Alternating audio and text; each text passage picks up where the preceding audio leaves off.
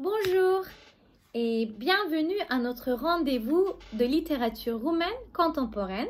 Je m'appelle Ezgi Soayak, je suis actrice de théâtre et aussi étudiante à l'université de Galatasaray. Le Centre culturel roumain nous présente les écrivains et les œuvres roumains contemporains. Aujourd'hui, je vais vous lire l'histoire intitulée « Je n'ai peur de rien ». Moi, c'est Sacha et elle, c'est Élise, ma sœur cadette. Élise est aussi ma meilleure copine et ma compagne de jeu. Élise est un chouïa peureuse, mais c'est seulement parce qu'elle est plus petite que moi. Toutes les petites sœurs sont peureuses, vous devez déjà le savoir, n'est-ce pas?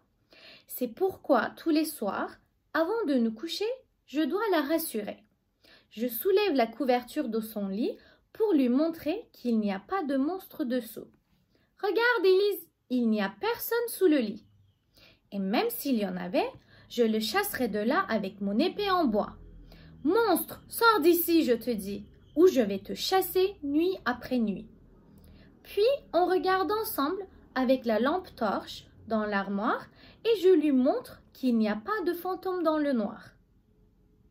Ce sont seulement les vêtements qui pendent au cintre. Élise, t'as pas à avoir peur, tu vois, il n'y a pas de sorcière ici. S'il y avait quand même un fantôme caché entre les étagères, je l'en chasserais illico. D'abord, je gonflerai mes poumons d'air. Ensuite, je soufflerai fort sur lui en martelant chaque mot. Fantôme, à l'instant, disparaît. Tu n'es qu'un chiffon mal repassé. Puis, on regarde derrière les rideaux et je lui montre qu'il ne s'y cache aucune sorcière. Je le secoue un par un, puis je secoue aussi le voile pendant que Lise me regarde avec confiance. Tu vois, il n'y a personne, ni là, ni là. Je lui dis avec beaucoup d'aplomb. Tu n'as pas à t'inquiéter.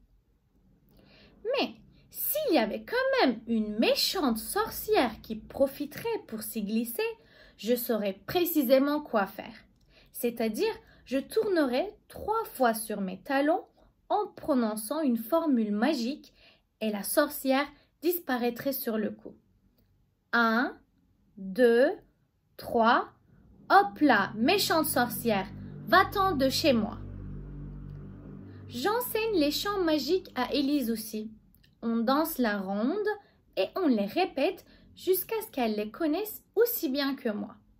Monstre, sors d'ici, je te dis, ou je vais te chasser nuit après nuit.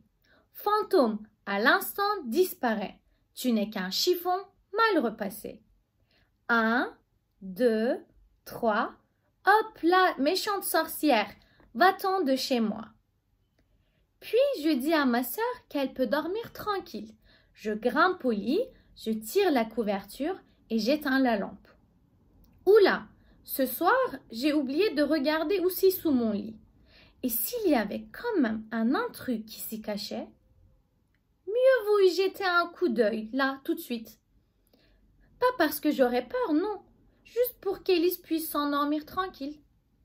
S'il y avait par hasard un monstre qui s'y serait glissé, je lui couperais la queue avec mon épée et je le chasserais sans tarder. Et si un fantôme s'était faufilé sous mon lit, je le piquerais de la pointe de mon épée pour qu'il en sorte. Ensuite, je le soufflerai dessus jusqu'à ce qu'il se dissipe dans l'air. Et si une horrible sorcière avait osé ramper dessous, je lui arracherais son drôle de chapeau et je lui couperais avec mon épée en bois. Ensuite, je le ferai disparaître en prononçant la formule magique. 1, 2, 3, papa!